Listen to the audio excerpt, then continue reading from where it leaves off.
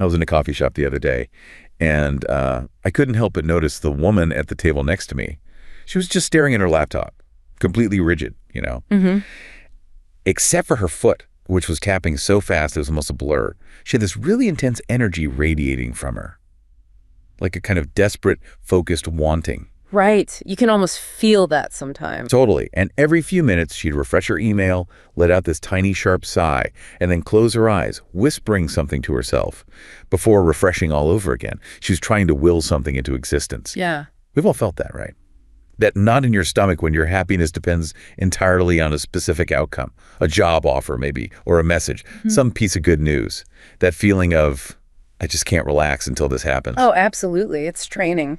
But watching her made me think about an old story I heard from Japan about a group of farmers gathered in a field, drinking and singing, like months before the harvest was even possible. A celebration, not for what they had, but for what was coming. It's a completely different way of looking at the future, one that doesn't start with wanting, but with, well, something else entirely. Okay, let's unpack this. What is this fundamentally different approach to the future, and how does it actually work? Well, it represents, I think, a profound shift from that anxious, individualized desire you just described to what the Japanese call Yoshuku. That's hue in Japanese. Yeah, Yoshuku. Yeah. Okay, so our mission today is to explore this idea, Yoshuku, or pre-celebration. It's an ancient Japanese concept that apparently teaches us to feel gratitude for future outcomes before they even manifest. Exactly. We're going to dig into its deep cultural roots, its sometimes surprising applications in modern well-being and even business strategy, and the really profound sociocultural implications of replacing that desperate individual striving with like collective preemptive joy. Yeah, there's a lot there. It touches on psychology, community, even corporate structures. Right.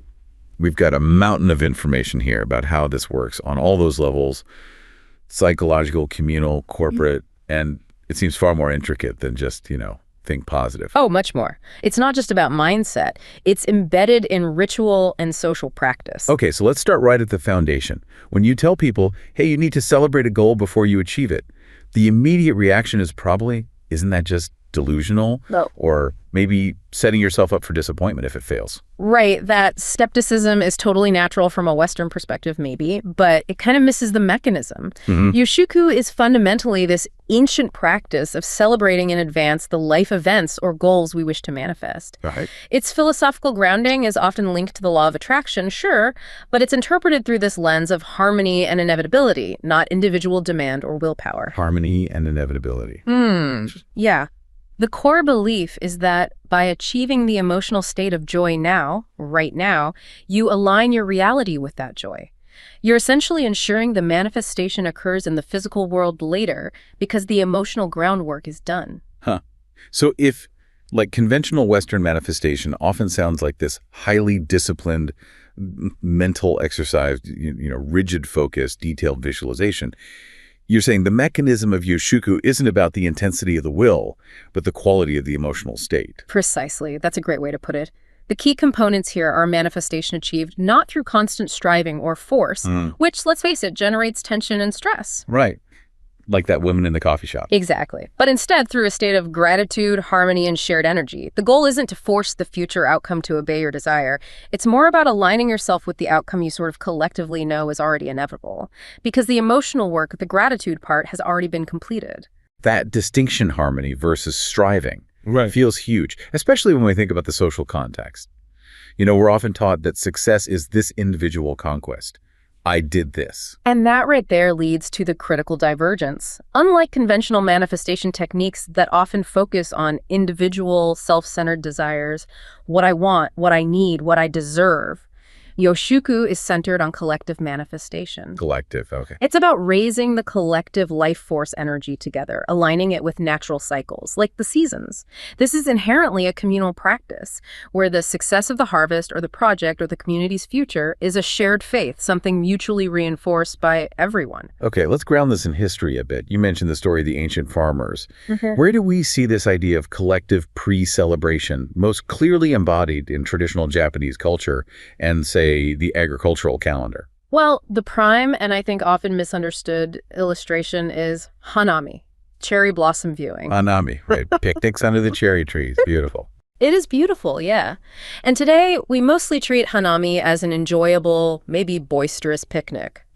But historically, its function was steeped entirely in Yoshuku and the agricultural cycle. It wasn't just about aesthetics. Really? So less about pretty flowers and more about farming. Absolutely. The blooming of the cherry blossoms, the sakura, signals the beginning of the crucial rice planting season. Farmers recognized this natural marker and transformed it into a ritual. Yeah. They gathered not just to look at the flowers, but to engage in ceremonial acts, sometimes including symbolic planting rituals or eating specific symbolic foods, to pray for and, crucially, celebrate a bountiful harvest in advance. Wow. So they were celebrating the harvest before they even planted the rice? That's exactly it. This was their act of Yoshuku. Trusting in the prosperity of the unseen year ahead, they were basically enacting the success before the really hard work had even begun.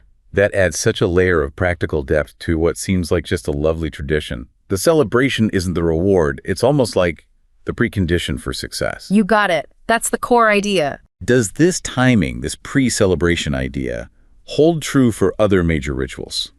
Like the communal festivals, the Matsuri? It does, yeah, and it reveals a pretty clear logic tied to the seasons and the agricultural needs.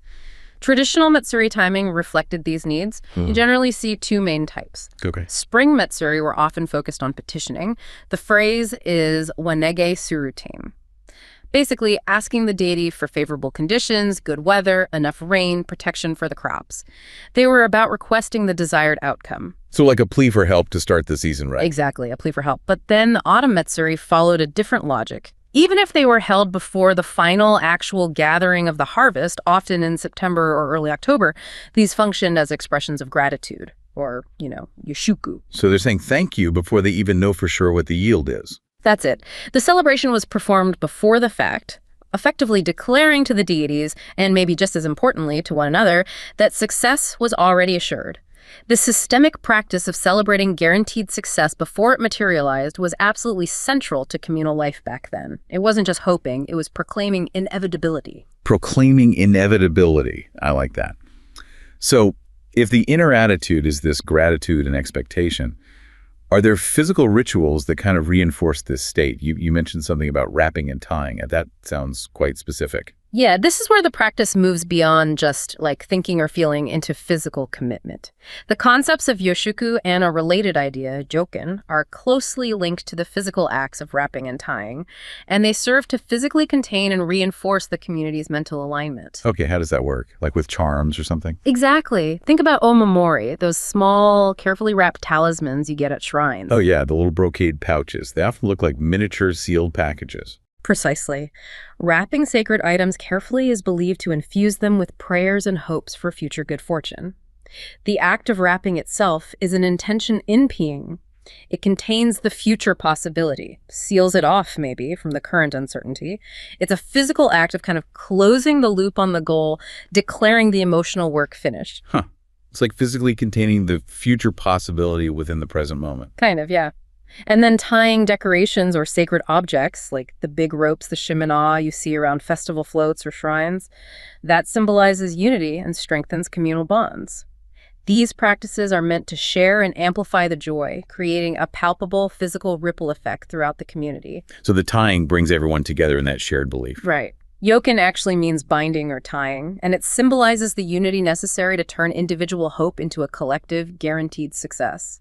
The physical act reinforces the mental state, allowing the community to move forward as one cohesive unit, totally confident in the future they've collectively manifested and, well, bound up together. That sense of inevitability. Yeah. It seems incredibly powerful. So moving from the cultural roots, let's look at the impact on the individual. Because if you can genuinely feel profound gratitude for something that hasn't happened yet, that must dramatically alter your brain chemistry, your mental state. Oh, absolutely. If Yoshuku helped those ancient farmers avoid anxiety, how does that translate into relief for someone like, the woman in the coffee shop, that modern anxiety? Well, it provides a really profound psychological shift. It moves the individual from a state defined by anxiety, which is basically the emotional consequence of uncertainty, right? Yeah. To a state of peace, which is the emotional consequence of certainty. Yoshuku offers this, frankly, radical way to reframe perspectives for people struggling with self-doubt or maybe past trauma or limiting beliefs. Instead of seeking external validation or waiting anxiously for proof, you start by internalizing the positive outcome as a fait accompli, as something already done. That is the complete psychological opposite of desperately waiting for that email to land. We know that active wanting or striving often produces stress hormones like cortisol. What happens psychologically when you shift from that wanting to gratitude? This is the core psychological bypass, I think. Conventional striving, I need this, I want this, is built on a psychological deficit. It inherently acknowledges the lack, the not having it yet, and therefore fuels stress. The brain registers the gap between where you are now and where you want to be. Right, the gap causes the stress. Exactly.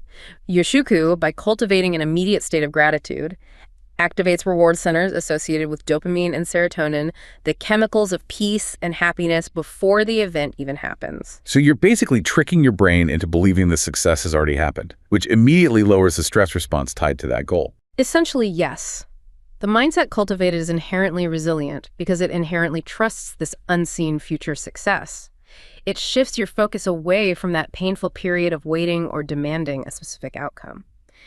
When you've already celebrated the success, the uncertainty of the present moment just holds much less power over your emotional stability. Okay. You're operating from a place of certainty, not desperation. So this practice contributes significantly to enhanced mental well-being and stress reduction, precisely because it preempts the whole stress cycle. But how does a person really convince themselves of success when maybe the odds are genuinely stacked against them or the goal is really, really difficult? Isn't this just like supercharged positive thinking, especially in a tough competitive world? Yeah, that's where the depth of the conviction comes in, and maybe why the cultural context is so important. Yoshuku isn't just superficial happiness. It's meant to be this profound, almost spiritual conviction of inevitability. And it seems rooted in two things. First, that alignment with natural cycles we talked about, and second, the shared faith of the collective. The group belief again. Right. If the entire community has celebrated the harvest, the probability of failure, while still real, somehow seems less relevant because the collective energy is so strongly aligned towards success. It cushions the individual doubt. Okay, let's confront the potential drawback directly. Yeah. The failure scenario. What happens when the community performs Yoshuku, celebrates the harvest in advance, but then the harvest fails? Maybe there's a drought or a blight or something. If they believe success was inevitable, wouldn't failure be like doubly catastrophic psychologically? That's a really crucial question, a practical one. And historically, the collective nature itself acts as a critical mitigation tool here. See, when failure happens individually, it can be absolutely devastating, crushing. Yeah. But when failure happens collectively, the disappointment is shared, and crucially, the communal identity remains intact. The practice doesn't really prepare the community to dwell on the loss. Instead, the focus immediately shifts to maintaining that alignment and resilience for the next cycle. The faith isn't just in the single event, but in the long-term, cyclical relationship with nature, with the gods, with each other. The collective confidence gets restored through the social bond itself, not necessarily just the external achievement. So the real resilience isn't in the outcome of any single event, but in the group. The group's ability to pre-celebrate together means they can also kind of mourn together, maybe, and immediately refocus together. And that minimizes the long-term psychological damage to individuals within that group. Exactly. The ritual ensures that the structure, the community, survives the temporary setback. The confidence in the future is institutionalized through the group, making it much more robust than just individual self-affirmations or positive thinking could ever be. Okay, so the power of Yoshuku seems intrinsically tied to its collective nature. Let's connect this shared faith now to the broader sociocultural implications, particularly in, well, modern and historical Japan. How does an institutionalized shared faith in future abundance shape things like societal harmony or even corporate stability? Well, that shared expectation of success is a really powerful driver of societal harmony and community resilience. When the ritual of celebrating the future outcome is performed collectively, it reinforces shared identity and trust among the group members. And this trust is just foundational. How so? If we all agree fundamentally that the company will hit its targets or the community will thrive this year, then our cooperative efforts, our decision-making processes, our planning everything starts to reflect that confident assumption. And that in turn reinforces stability. People work together better when they believe success is inevitable. And we definitely see this played out directly in the Japanese corporate context, right? This cultural priority of collectivism and harmony seems to translate directly into management styles and decision-making structures. Absolutely. To really understand why a mindset like Yoshuku could resonate or even work implicitly within Japanese organizations, you have to recognize that deeply rooted culture of collectivism and harmony wa. Decisions fundamentally prioritize group cohesion, often above individual expression or, disruptive genius. The health and stability of the group are usually the paramount goals, not necessarily showcasing a single star employee. Can you give us a concrete example of how this collective mindset works in a corporate setting? Like, how are decisions actually made in that kind of environment? Sure. We see this institutionalized through key consensus-building mechanisms. Two famous ones are Nimawashi and Ringisho. Nimawashi, I've heard that term. What does it mean literally? Nimawashi translates literally as something like root binding, or maybe digging around the roots, like preparing a tree for transplanting. In business, it refers to the crucial, informal, behind-the-scenes pre-discussions used to build broad support before formal proposals are even made. So before you even get to the big meeting, you're already talking to everyone involved one-on-one, making sure they're on board, or at least not totally opposed. Precisely. It's a process of sounding out every key stakeholder individually, addressing concerns privately, making adjustments, and securing their informal agreement. This ensures no one is surprised or vehemently opposed when the formal proposal is finally presented. It avoids public conflict and helps everyone save face. So the actual meeting then? The actual meeting, as you might guess, often becomes almost theatrical. It's more about formally ratifying a decision that's already been informally agreed upon by everyone involved. That sounds incredibly thorough and maybe quite polite. But in today's world, especially in tech or startups requiring hyper-agility and speed, isn't that system kind of fatal? That level of internal pre-discussion must consume enormous amounts of time. That's the classic trade-off, absolutely. While the system can be slow and there's a genuine risk of groupthink stifling rapid innovation or bold, contrarian ideas, it also creates incredibly powerful organizational stability and strong long-term commitment. How does it build commitment? Well, because everyone has technically had their say, or at least been consulted and heard, the final outcome reflects a shared understanding. And this ensures deep commitment from all parties involved in the execution.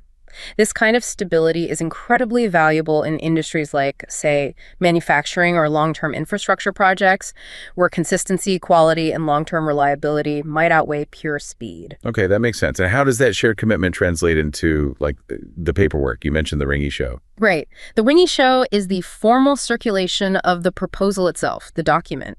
It literally travels physically or digitally through various departments, and multiple stakeholders have to affix their personal seals, their hanko, as they review and approve it. Wow, like a chain of approval stamps. Exactly. This collective sign-off ensures alignment, but critically, it also establishes shared responsibility.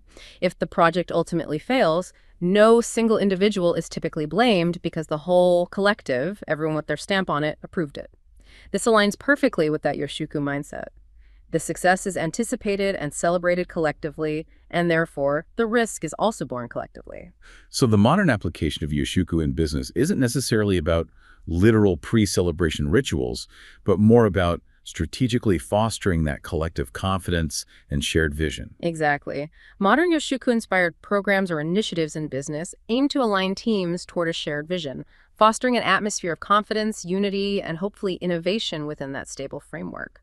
By integrating the concept of acting as if future successes are inevitable, for example, treating a project completion as a certainty, and acting with that level of assurance, the company enhances its organizational resilience.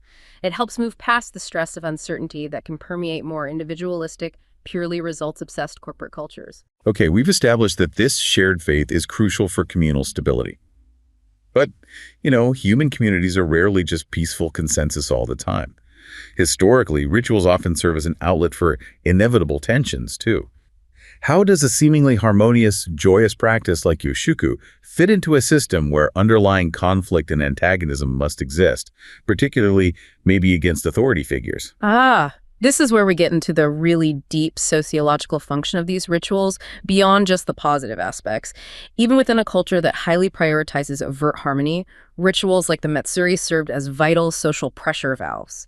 Yes, they were visible expressions of the communal ethos, but they also allowed for a kind of temporary license to express animosities and conflict. Really, express conflict during a festival. Yeah, feelings that were maybe suppressed the rest of the year, and this was often directed against local authorities or figures perceived as exploitative. That sounds like a fascinating paradox. Maintaining harmony through sanctioned chaos or conflict. How is this controlled chaos actually enacted? Often through highly ritualized, sometimes quite formalized aggression. Let's look at the specific example of the Okoshi Daiko, which means the rousing drum festival in the town of Furukawa. This festival openly embraces a spirit of unruliness known locally as Furukawa Yansha. Yansha. Doesn't that mean something like mischief or unruliness, often associated with rowdy, maybe defiant adults? This sounds pretty far removed from the peaceful, grateful state of Yoshuku. Well, arguably, it's the raw energy that makes the collective confidence of Yoshuku possible. The ritual, held on the eve of the main festival, involves this huge, barrel-shaped drum fixed atop a massive wooden frame or turret.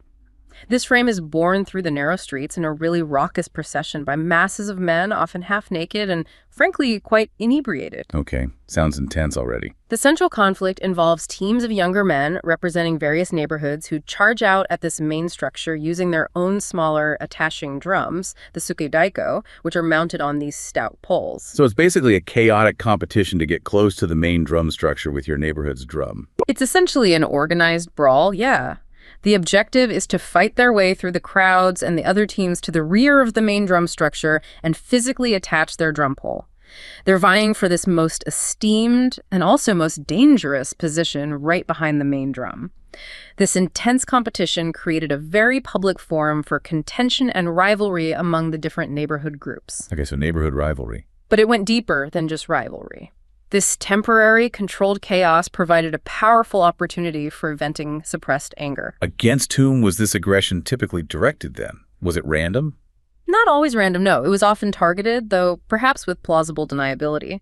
The main drum structure, the Okoshi Daiko, was known to swerve on occasion, maybe inadvertently crashing into the homes or shops of unpopular figures. Think greedy landlords, maybe usurious merchants, or meddlesome administrative officials. Oh. Likewise, the reckless charging of the Tsuka Daiko teams sometimes resulted in their poles ramming through adjacent walls or storefronts. And reports suggest it was often the same establishments victimized year after year, including, interestingly, the local police headquarters. The police station. So the ritualized aggression was a symbolic and sometimes pretty physical social sanction against those perceived as violating the communal moral code, like wealthy residents getting too big for their boots, or external authorities trying to impose too much rigid control. Precisely. There was a famous incident in 1929, the attack on the police incident, where the crowd actually attacked the police station during the Okoshi Daiko, smashing windows with rocks. It became this defining moment of the Yansha spirit. It illustrates how the air of permissiveness and the collective intoxication surrounding the Matsuri provided a kind of cover of anonymity and impunity. Whatever happened could be excused as just being part of the sacred performance, ostensibly controlled by the will of the deity, not rational individuals. And the police, often seen as agents of an outside, central government imposing rigid authority, were apparently a frequent and popular target of this local, ritualized rebellion. That's a really profound anthropological insight. So you have the collective calm faith of Yoshuku celebrating the future harmony, and then you have the collective maybe drunken violence of the Okoshi Daiko expressing present social antagonism. How do these two seemingly contradictory elements actually link together to create true community resilience? They seem worlds apart. They are entirely interdependent, I would argue. The ritual structure itself, by embracing both the solemnity of pre-celebration and the chaos of contention, serves to assert the underlying strength and continuity of the communal identity. You arguably cannot have a sincere collective celebration of future abundance, which is Yoshuku, unless you first reaffirm the strength and cohesion of the collective that is doing the celebrating. So, communal strength needed to confidently pre-celebrate the harvest. is the very same strength that's being demonstrated, maybe terrifyingly, when they're smashing a landlord's window during the festival. Exactly. The controlled conflict, the yancha, demonstrates that the community has the shared strength, even the strength to be rebellious or unruly when needed, to sustain itself against internal exploiters and external authorities. This process acts as an integration mechanism. It doesn't just vent steam, it actually solidifies the bonds, maybe ensures that the power structure remains somewhat responsive to the populace, and ultimately creates the foundational, unwavering collective identity required to maintain the deep, preemptive confidence of Yoshuku. Yeah. That communal spirit, asserted even through controlled chaos, is the true engine that helps guarantee the future they are celebrating. That is, yeah, a phenomenal connection. Okay, so wrapping this up, we've explored how Yoshuku offers this really profound alternative to anxious individuals striving by essentially institutionalizing collective preemptive gratitude. It's a system where trusting the future becomes a kind of communal responsibility built on this deep foundation of ritual and historical precedent. We've seen it stretch from the ancient rice paddy right into the modern corporate boardroom where consensus and shared vision are still paramount. And we saw how this approach can psychologically bypass the stress of active wanting by immediately adopting a state of gratitude, creating genuine mental resilience, even when the odds seem challenging. And if we look back at the coffee shop, at that woman desperately seeking confirmation of her desired outcome, her power seems to rest entirely on her individual effort and that anxious waiting. What's truly fascinating here, I think, is that the greatest strength of this Japanese practice, this ability to celebrate success before it even arrives, seems to stem not from ignoring uncertainty, but from the unwavering, robust power of a collective identity. An identity which uses even its most chaotic rituals, like the Okoshi Daiko, to affirm its own continuity and resilience. Right. That shared communal strength, whether it's expressed through solemn prayer in a rice paddy or through aggressive drunken revelry at a drum procession, that seems to be the genuine source of confidence required for pre-celebration. It's the power of the group believing together.